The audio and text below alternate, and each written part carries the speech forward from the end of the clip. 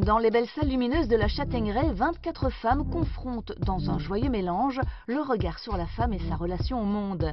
Depuis les premières combattantes pour les droits des femmes, tout a évolué et on ne parle plus aujourd'hui de féminisme, mais bien d'efféminisme, ce dont les participantes rendent compte chacune à leur manière. Un ballet de Christo Swarovski manipule les codes de la consommation, l'histoire du petit chaperon rouge est revisitée, tout comme l'origine du monde de Courbet.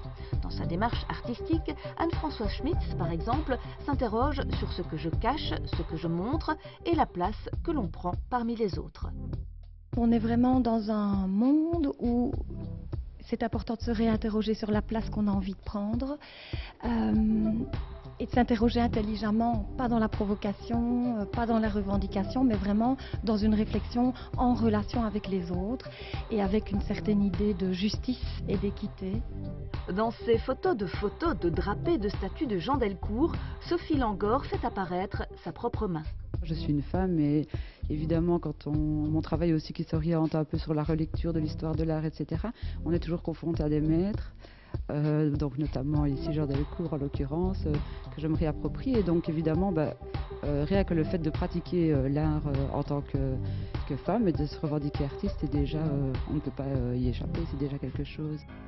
Cette flore carnivore d'Élodie Antoine, où l'on peut voir un sexe féminin, entretient une certaine ambiguïté, accueillante mais aussi inquiétante.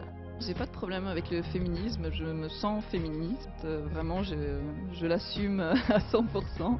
Pour moi ce ne sont pas des revendications, c'est simplement rappeler des choses qui sont justes et qui sont existantes depuis longtemps et qu'on ne doit pas oublier. On découvre des œuvres d'artistes décédés également qui ont dû lutter pour se faire reconnaître dans un monde masculin au milieu du siècle précédent, comme les liégeoises José Picon et Fanny Germaud. C'est à voir à la Châtaigneraie à Flémal jusqu'au 5 avril. L'exposition se déclinera aussi à Oui, Galerie Juvénal, du 21 février au 22 mars.